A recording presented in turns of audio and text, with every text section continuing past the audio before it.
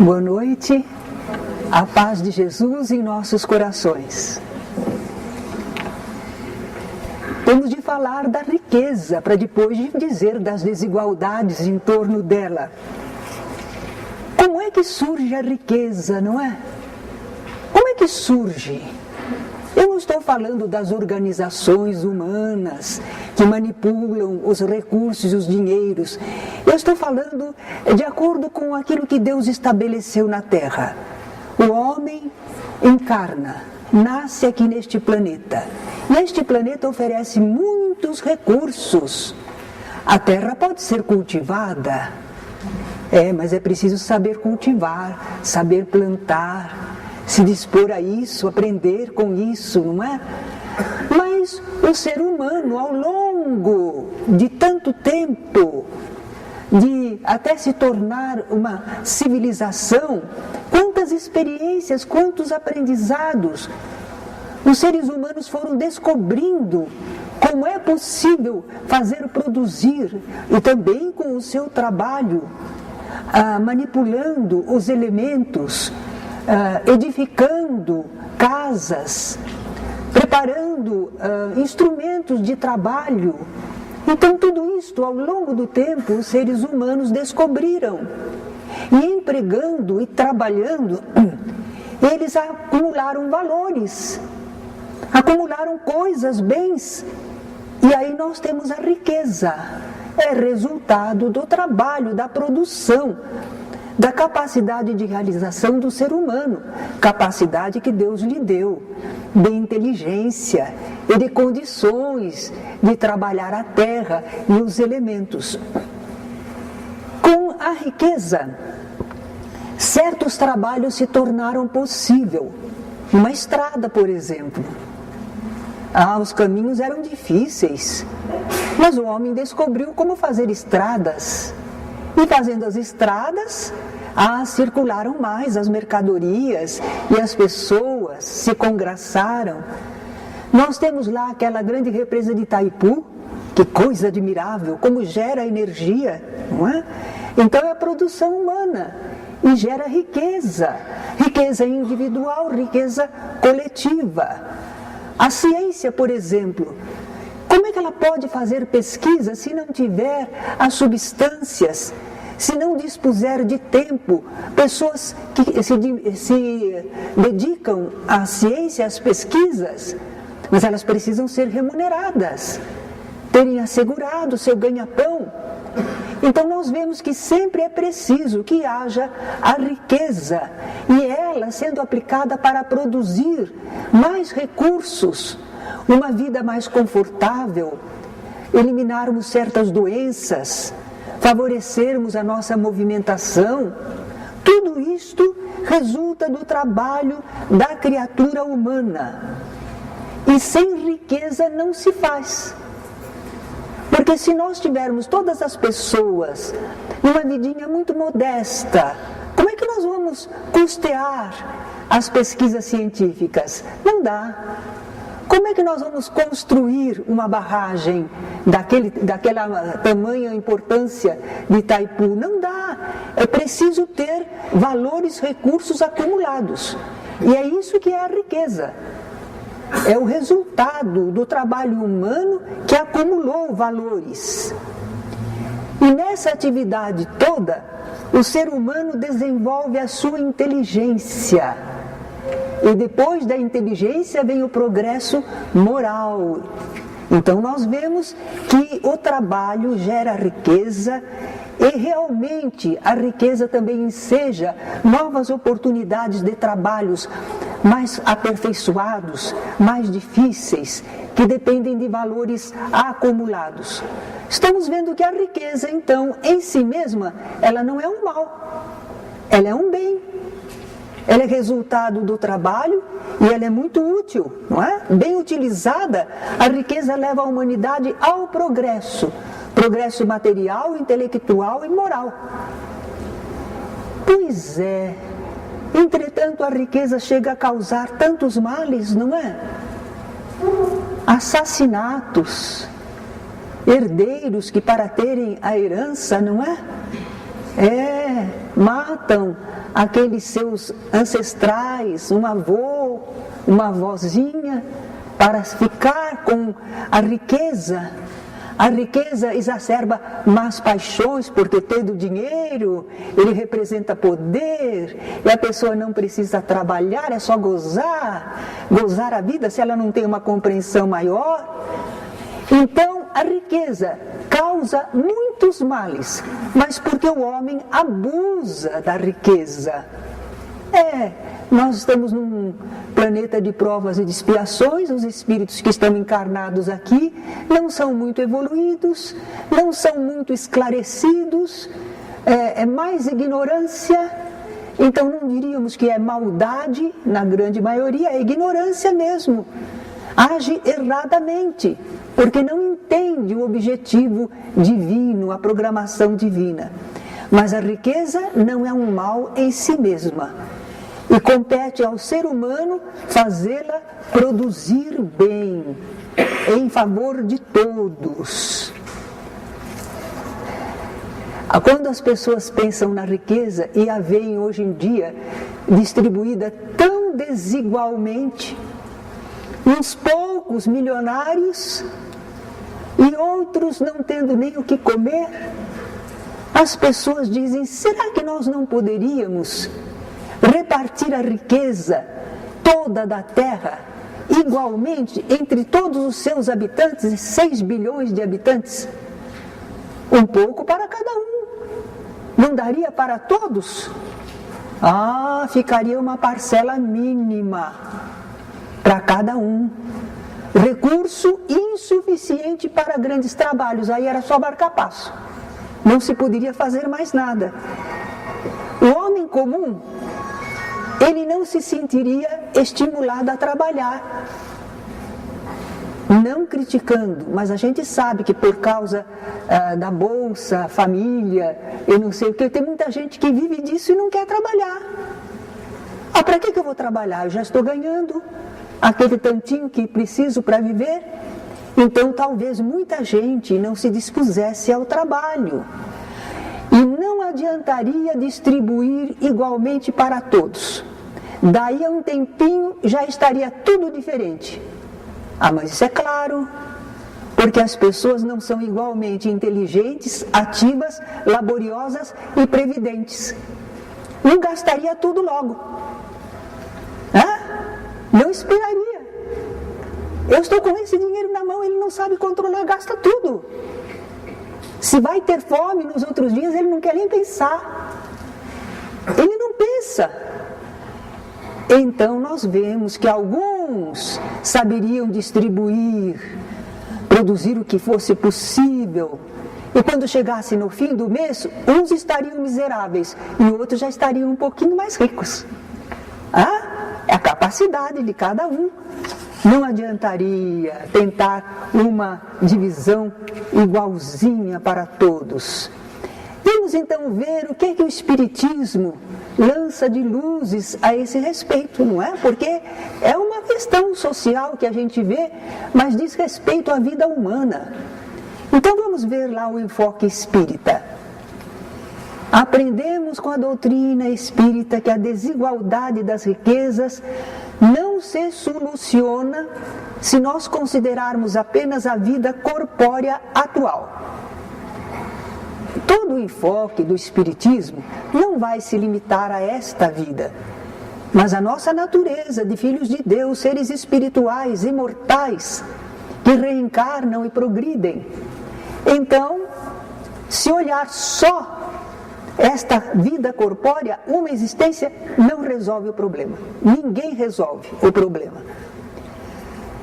Nós precisamos das experiências da vida corpórea para progredir. Agora, olhando do ponto de vista espiritual, nós estamos aqui para progredir. E as experiências da vida corpórea, olha, uma delas é aprender a produzir a riqueza, com ela trabalhar acertadamente. Ser econômico, ser previdente, mas não ser mão fechada. Saber quando utilizar, para que utilizar, não é? Então nós estamos aprendendo a ter e a deixar de ter e como trabalhar com o que se tem. Nós temos oportunidade para isso através das reencarnações. Estamos aprendendo. Mesmo os selvagens, que nós dizemos, como é que eles vão fazer riqueza? Mas entre eles também tem aqueles que possuem mais do que outros. Não é? Então nós estamos aprendendo a lidar através do trabalho e do senso de aplicação das coisas. Nós estamos aprendendo. Agora é interessante, Deus sabe, né? Deus é sábio, bondoso. Então Ele sabe que a criatura humana, se nós deixarmos só pela vontade dela, aqueles que são capazes de produzir e segurar e dominar, eles vão fazer isso. Sempre, sempre, sempre. Numa encarnação até fazem, mas em 2, 3 não fazem não. Porque Deus concentra a riqueza em certos pontos, mas é para daí se expandir conforme as necessidades. Então, o plano divino não é que a riqueza fique longo tempo improdutiva, inclusive nas mãos de quem não a sabe utilizar. É preciso cada um ir tendo oportunidade de lidar com a riqueza. Então Deus desloca a riqueza. Desloca na presente encarnação, né, através de desastres, de problemas, de situações no campo financeiro. Ele desloca, como desloca através das reencarnações. A gente experimenta a riqueza e depois, não, uma outra encarnação sem a riqueza. Às vezes nasce em berço de ouro, vamos ver como é que se comporta, e na outra encarnação, não, vai ter que trabalhar bastante a vida inteira, não é? Porque Deus está deslocando a riqueza, para que todos tenham oportunidade, para que ela não fique parada na mão de alguém que não sabe produzir, não sabe aplicá-la em favor de todos. Mas por enquanto, na Terra, a riqueza é para poucos. A maioria luta para sobreviver ou enfrenta a miséria. Ao que se deve isso? Essa má distribuição da riqueza? Ao materialismo e egoísmo que ainda dominam os habitantes da Terra. Materialismo e egoísmo, que em algumas pessoas nós achamos evidente, porque eles estão ricos, porque eles não fazem nada pelos carentes, porque eles não pensam no semelhante, podiam fazer tanto bem, mas nós às vezes temos condições e não fazemos pelos outros também. Nós somos materialistas, às vezes no pouco que temos, e egoístas no pouco que temos. Olha a época do frio agora. Tem as campanhas para doar agasalhos. Tem gente dormindo pelas calçadas, no frio. Então, às vezes a gente não pensa nisso. Não é por maldade, a gente às vezes tem. Não temos muitos agasalhos, mas temos algum lá que já está mais velhinho, não é? Mas serve para alguém. Mesmo esse mais velhinho, às vezes a gente ainda segura e fica com pena de dar, não é? Então, materialismo e egoísmo dominam no planeta. Essa é uma das razões. Poderia haver uma partilha melhor. Felizmente já está havendo uma compreensão, né, na humanidade. Já está havendo esse sentido de solidariedade. Estamos partilhando um pouquinho melhor. E outro fator não é o materialismo e egoísmo. É não saber produzir riquezas. Ou não querermos nos esforçar por isso. Eu poderia. Mas para quê? É muito trabalho. Eu vivo assim mesmo. Nesse sentido, às vezes a pessoa podia progredir, produzir riqueza, mas ela se acomoda, não é? Ou então ela não sabe. Ela tenta criar riqueza, mas ela não sabe como produzir, como aproveitar as oportunidades, como perceber o interesse de alguém por comprar determinado artigo. Eu posso produzir isso. Então, nós às vezes não nos aplicamos, não nos preparamos para trabalhar melhor. Estas coisas às vezes deixam a gente marcando o passo. Nós temos a possibilidade de aprender algo, desenvolver. Eu me recordo que uma colega minha na prefeitura, de que estávamos falando, a prefeitura, onde trabalhei, né? Por isso que eu falo muito de lá de experiências de vida.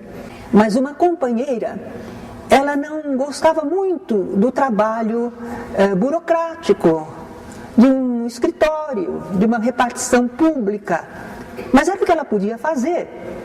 Mas ela gostava muito de artesanato.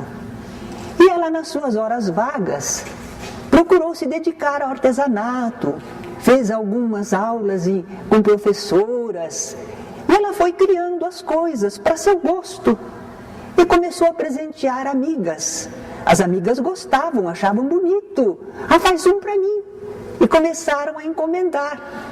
Dentro de uns 2, 3 anos, ela mudou de vida. Disse, não vou ficar aqui, não dependo daqui, vou viver daquilo que eu gosto de fazer, artesanato. Era criativa, aprendeu a fazer, encontrou um caminho novo. Então, às vezes, nós não percebemos isso, não sabemos produzir riquezas, ou não queremos nos esforçar para isso, então marcamos passo também. Não é só o materialismo e egoísmo que reina no planeta, não. Às vezes nós não temos essa disposição, essa argúcia, essa inteligência, esse buscar. Como pode? O que poderia fazer? O que existe no mercado? Então, isso também representa um esforço nosso, um merecimento nosso para progredirmos. Se a riqueza na terra fosse fácil para todos, o que é que aconteceria? A maioria das pessoas não pensaria em trabalhar, nem em estudar, mas somente gozar a vida. É esse o programa divino? Então Deus deixa um pouco na carência, que é para a pessoa se mexer. Não pode oferecer tudo, porque a criatura infelizmente não vai entender. Isso não traz progresso para o espírito. Deixá-la acomodada, sem nenhuma necessidade. Há um ditado popular que diz assim, que a necessidade é a mãe do engenho. Por causa da necessidade, a gente põe a cabeça para trabalhar, para resolver uma situação. Muito bem, mas e os que abusam da riqueza? O que a gente pode fazer? Será que poderia haver um decreto, uma lei, que resolvesse esse abuso? É uma lei. Foi decretado. Pronto. Agora tem que obedecer. Não pode abusar assim da riqueza. A gente consegue? Consegue não é? As pessoas sempre acham um jeito de burlar a lei. E neste nosso planeta, as pessoas ainda são coniventes. Não quero criticar a nós mesmos, mas às vezes quando a gente sabe que a pessoa é importante, é rica, sem querer a gente parece que fica com maior deferência com ela, não é? Eu não sei porquê. 2 pessoas que entram na casa espírita, por exemplo. Um é o senhor fulano de tal, abastado comerciante. O outro é um pobrezinho que a gente não sabe nem quem é. Como será que a gente vai tratar? Então, esses condicionamentos a gente tem na sociedade. E nós, às vezes, favorecemos, destacamos, ajudamos a que isso continue, não é? Decretos ou leis não vão resolver. Não resolvem o problema da criminalidade, não resolvem o problema dos abusos no campo da riqueza. Somente vão cessar esses abusos quando os homens se regerem pela lei da caridade, do amor ao próximo. Jesus foi um grande mestre. Ele Eles tinham uma equipe de espíritos admiráveis trabalhando com ele. Poderoso era Jesus. E ele veio para nos orientar, para ajudar a humanidade, para abrir um caminho melhor para a humanidade.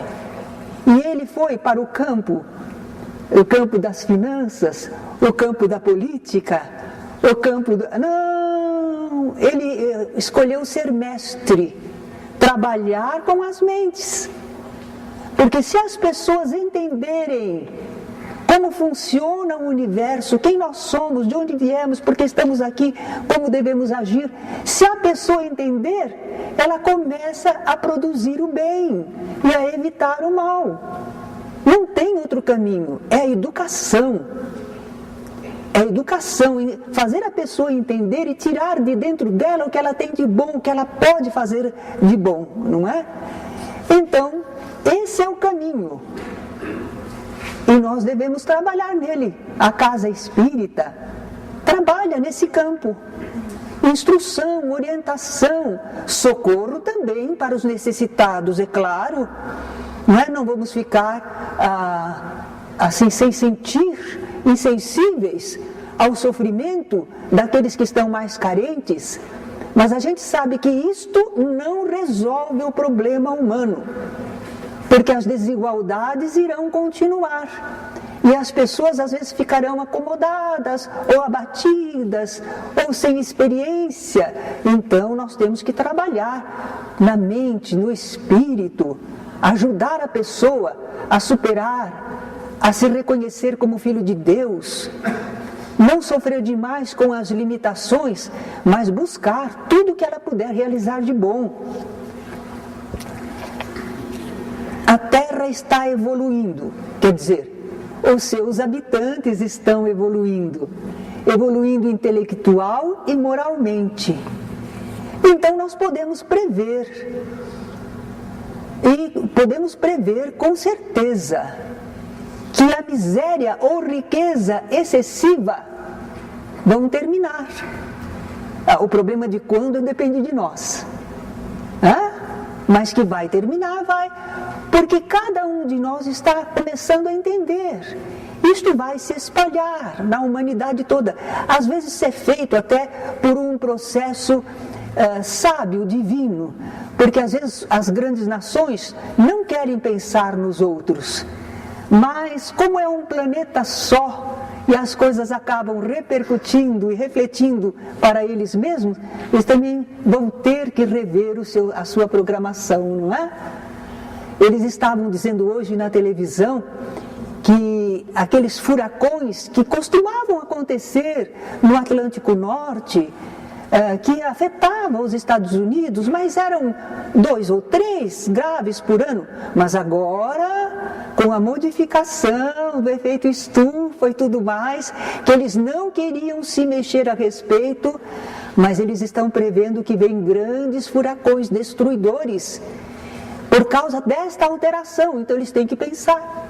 Eles têm que pensar e têm que se modificar. Então são planejamentos divinos que vão fazer as grandes nações. O que são as grandes nações? São grupos de seres humanos que pensam, que sentem. E eles também vão entender, vão sentir. Ainda que seja por um interesse material, eles vão sentir que não podem continuar abusando dessa maneira. Que tem que concorrer para o bem geral, que reflete para eles igualmente. Então esses extremos, miséria ou riqueza excessiva, serão corrigidos pela melhor produção e distribuição dos recursos. Não estamos sonhando, não. Isso não é utopia, não. É o progresso. Olhando a longo prazo, nós vemos que isso vai acontecer. Mas apesar desse futuro promissor, a verdade é que sempre haverá pessoas com menos aptidões e recursos. Interessante. Por quê? Pensa que vai ficar tudo igualzinho? Não vai. Nós já vimos a diferença de atividade, de capacidade, de empreendimento. Não vai ficar absolutamente igualzinho, não vai ficar. Mas os extremos de riqueza ou de miséria, esses é que vão desaparecer. Jesus disse certa vez: os pobres sempre os tereis convosco. Sabem por que ele falou isto? Porque uma mulher veio para derramar um bálsamo muito caro sobre Jesus, na sua expressão de amor, de devotamento. A mulher fez isto. Mas entre os próprios discípulos de Jesus, eles começaram a dizer: mas que desperdício! Isso poderia ser vendido e dado para os pobres? E Jesus diz assim: não pensem assim, essa mulher fez uma boa obra. Ela me ungiu para a minha morte. Estava próximo realmente a desencarnação de Jesus, o seu sacrifício. Mas os discípulos não sabiam. Jesus, porém, sabia. Então Jesus diz assim: os pobres sempre os tereis convosco. Mas ele iria partir, não é? Onde ao longo do tempo sempre será contado o que ela fez, disse Jesus. E é verdade. Até hoje a gente relembra a atitude dessa mulher, não é? Então os pobres, no sentido assim de não tão abastados quanto outros, sempre existirão. Sem falar de política propriamente, mas apenas para mostrar os sonhos que a humanidade teve, não é? O comunismo parecia que ia repartir igualzinho para todo mundo. Repartiu? É a criatura humana. Até a gente brincava a dizer assim: a pessoa gosta do comunismo.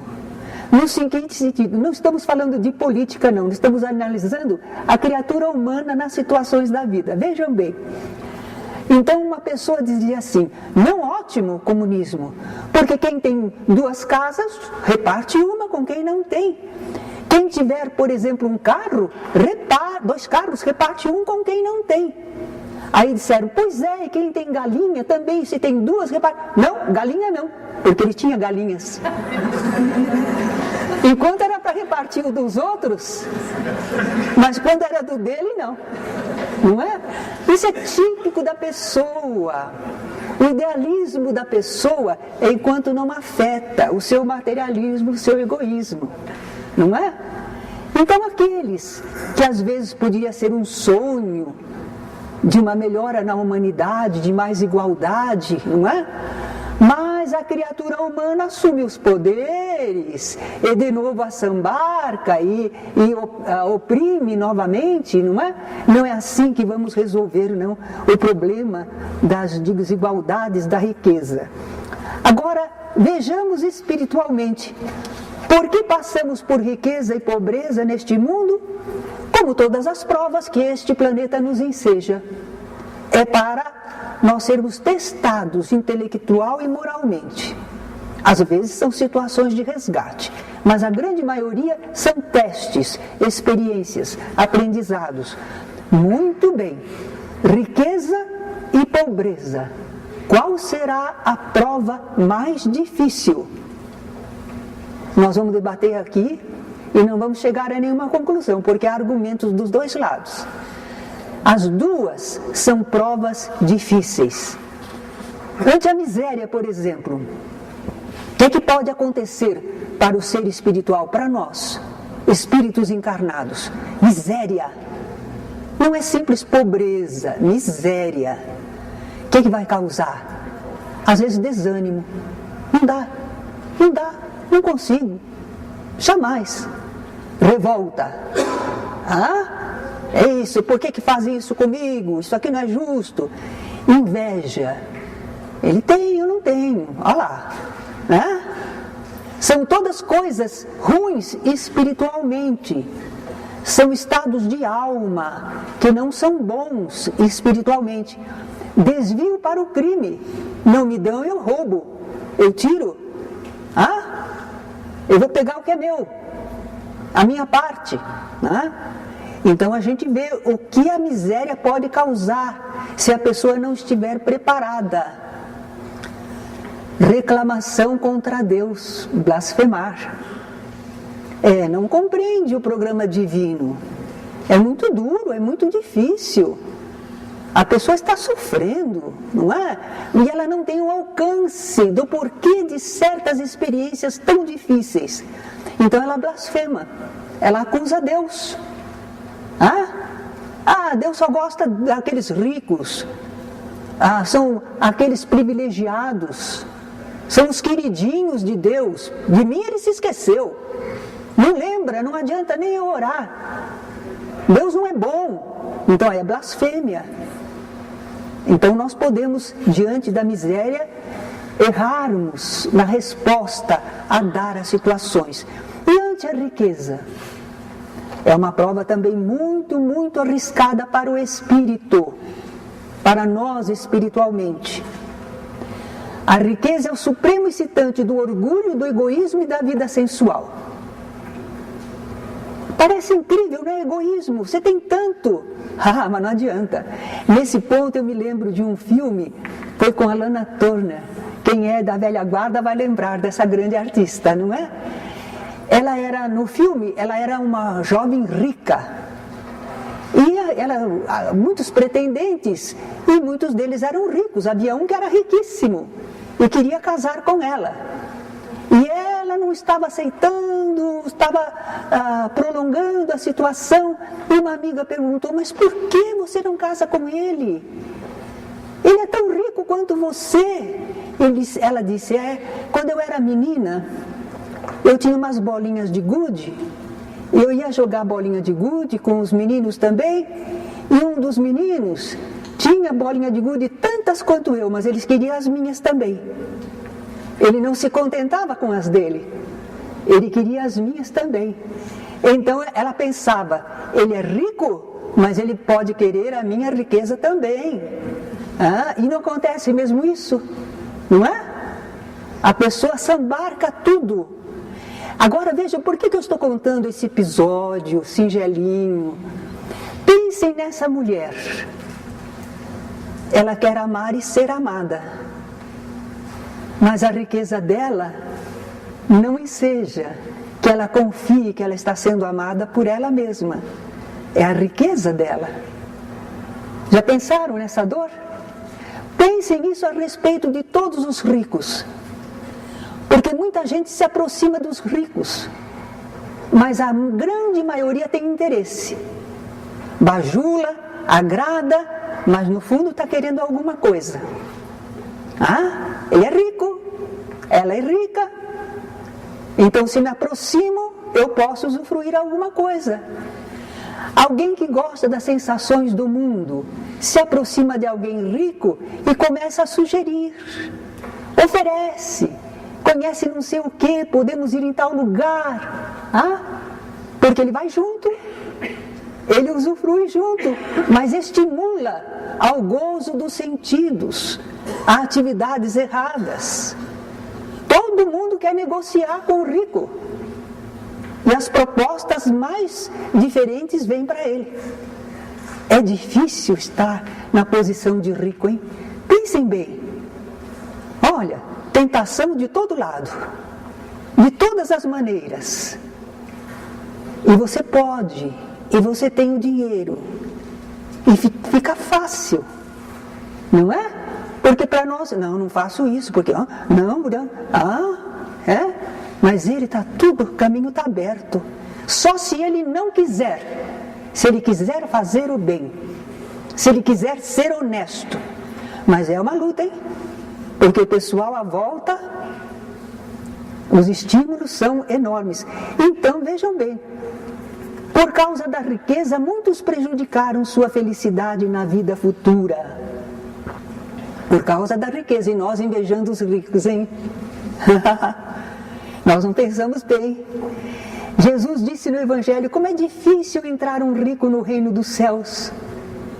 Ele falou isso porque ele se compadeceu de um jovem que cumpria já os mandamentos, mas queria herdar a vida espiritual, alcançar maior espiritualidade. Jesus disse, se queres ser perfeito, vende tudo que tens, dá-o aos pobres, e aí você vem e segue-me. E o jovem não conseguiu, não passou por esse desafio, não é? Então Então foi aí que Jesus disse: como é difícil entrar um rico no reino dos céus.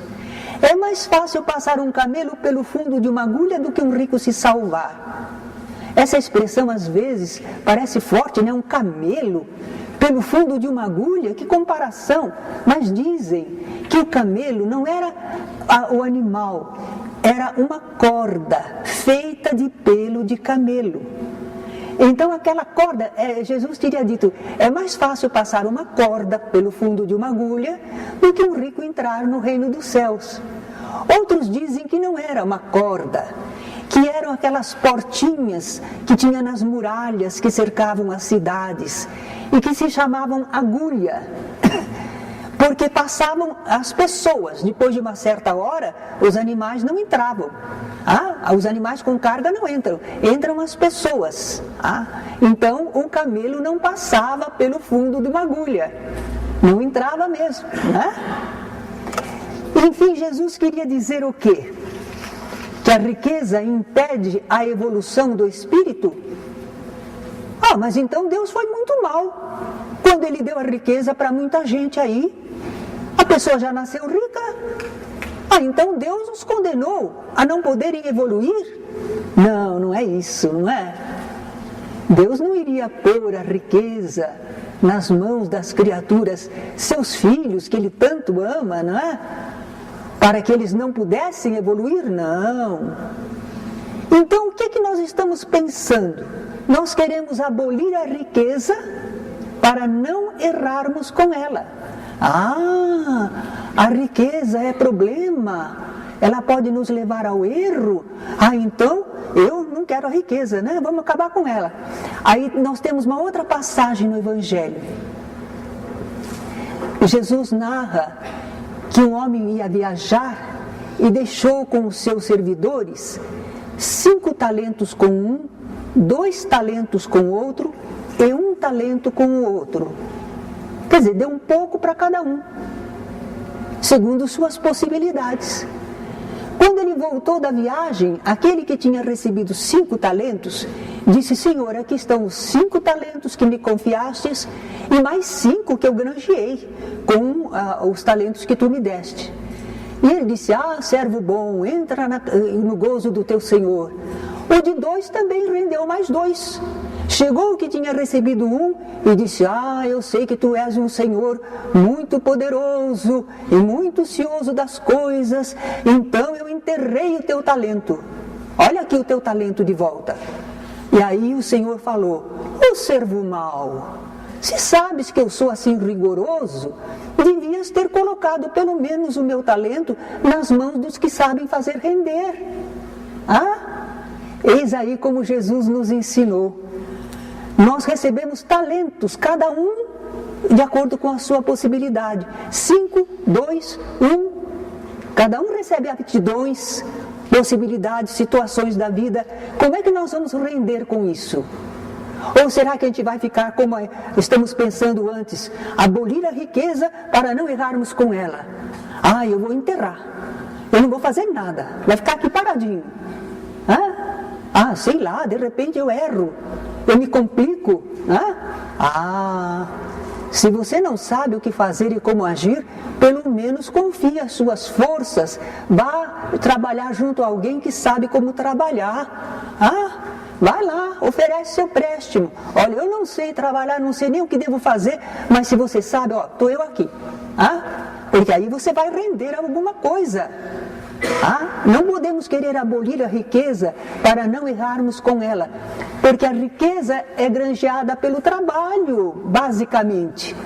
Se a gente condena a riqueza, está condenando o trabalho. Nós estaríamos em contradição com a lei de progresso. Jesus disse que era difícil o rico entrar no reino dos céus, mas ele não disse que era impossível, não.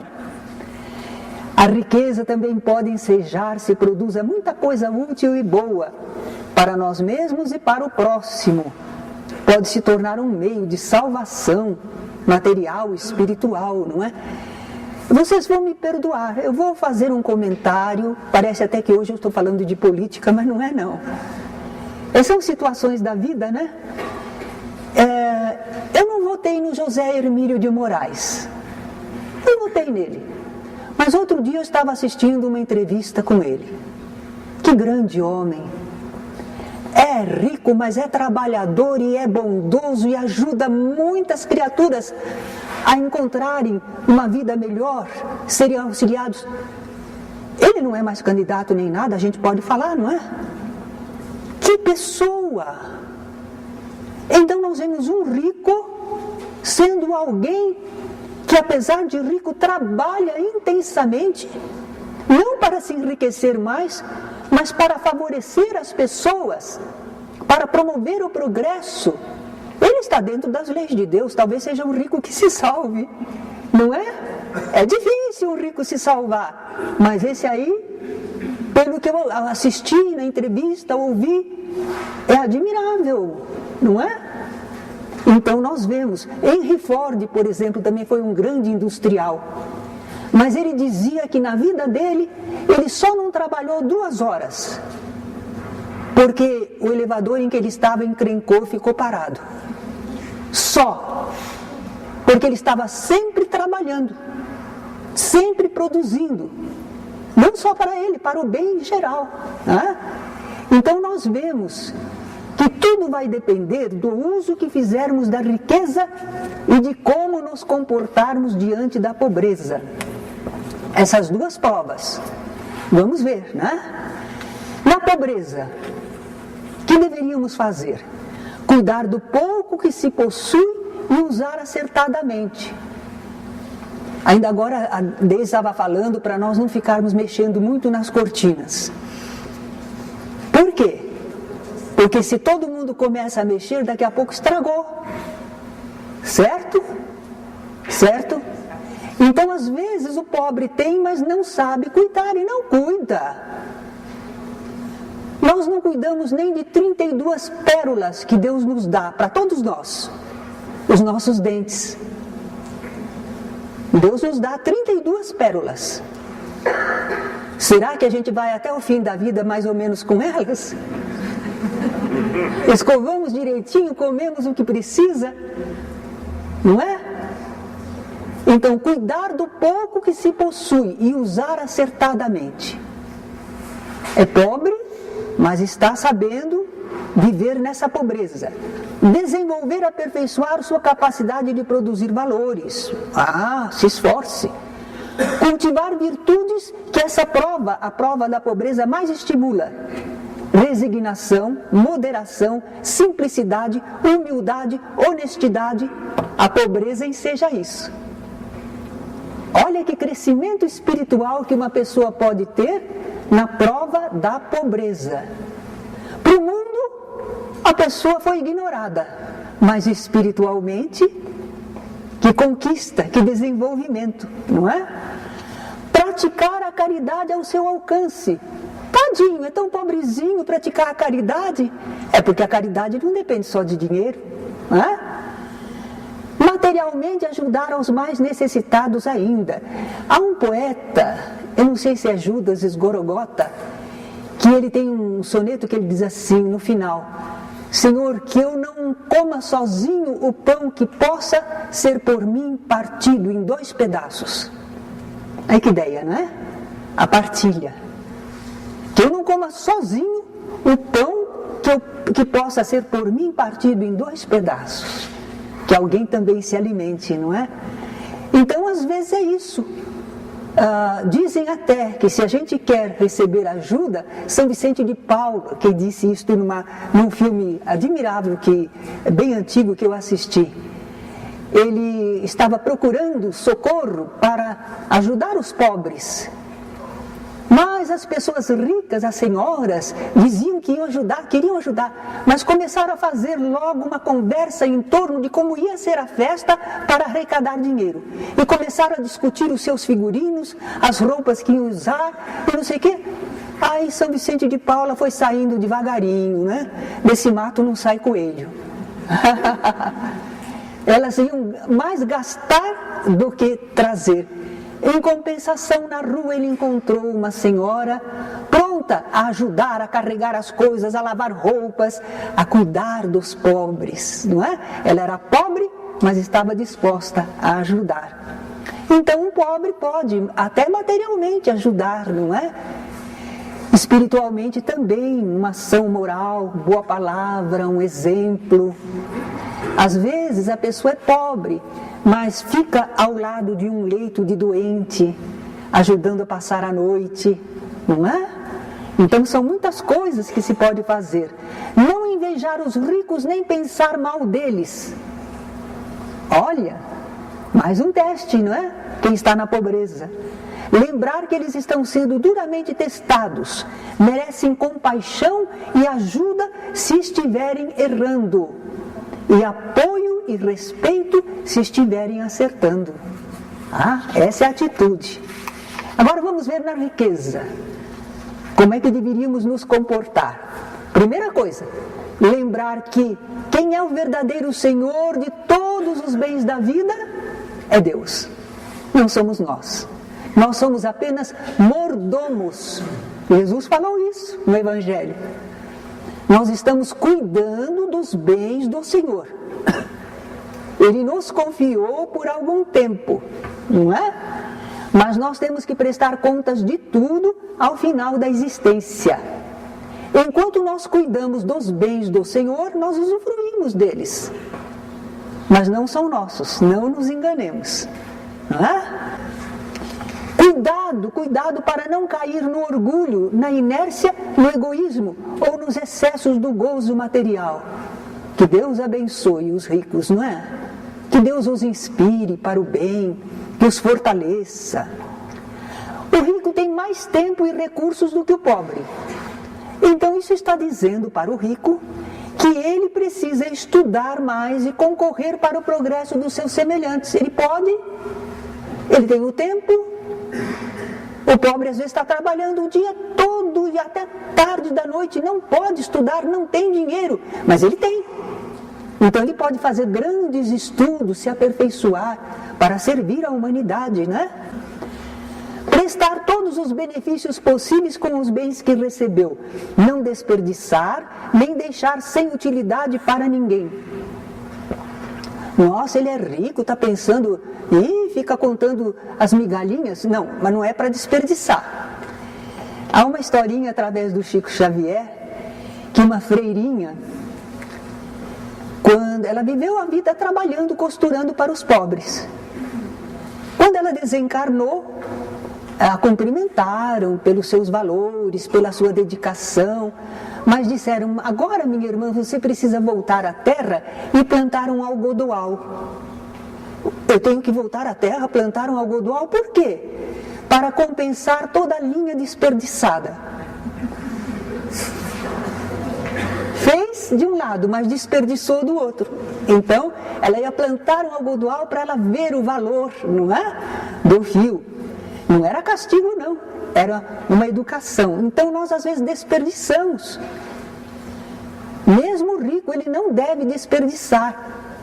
Nesse ponto aqui eu gosto sempre de lembrar um ex-prefeito antigo, Miguel Vicente Cury. No tempo dele, eu trabalhava no gabinete e um dia fui despachar na casa dele, levar os papéis lá. E ele estava despachando comigo, eu falava, ele dizia o que ia fazer, como é que era. De repente ele virou e viu um netinho dele, que tinha uma fruteira enorme, com várias bandejas assim, e a criança estava pegando uma fruta. E ele falou: se vai comer, tudo bem, mas se vai dar uma dentada e jogar aí fora, não, porque com o lixo dos ricos, muitos pobres se alimentariam. Esse homem também tinha, né? Uma noção do que era justo ou não. Ele era netinho dele, ele amava o netinho. E tinha muito, mas ele não queria que desperdiçasse. Certo? Enfim, temos que procurar ser intermediários da riqueza, sem nos deixarmos dominar por ela espiritualmente, para vir a merecer de Deus outras e maiores atribuições. E talvez que a gente pergunte: e qual seria o melhor emprego que poderíamos dar à riqueza? Usar com amor e sabedoria. Amai-vos uns aos outros. Pronto, você já sabe o que fazer. não é? Então, quando nós pensamos nas desigualdades das riquezas à luz da doutrina espírita, nós não podemos examinar só do ponto de vista material, organização da sociedade, sistemas políticos. Não é isso, não é isso. É o entendimento da criatura humana, do Filho de Deus. O que ele está enfrentando, como deve agir. Ele pode produzir no benefício de todos. Se não tem condições para isso, ele vai usar da melhor maneira o que ele possui e sem deixar de aplicar os valores da sua alma fraternamente para com todos. E se ele estiver na abundância e na riqueza, ele não vai se deixar desviar espiritualmente. Ele vai lembrar que ele é só mordomo e ele vai procurar aplicar o melhor possível para quando retornar ao plano espiritual, dizer, ó Senhor, me deste 5 talentos, esse aqui mais 5 que eu granjeei, trabalhando, não é como que me deste, não é? Que em qualquer situação da vida, pobreza ou riqueza, nós estejamos sempre equilibrados espiritualmente, ligados ao mais alto, e que a gente não se sinta humilhado, desprezado, porque temos pouco materialmente, e também não nos sintamos melhor que os outros, orgulhosamente, só porque dispomos de recursos materiais mais abundantes. Somos todos filhos de Deus, em diferentes experiências e provações, e que Deus nos abençoe para cada um de nós fazer o melhor com os talentos que lhe foram concedidos.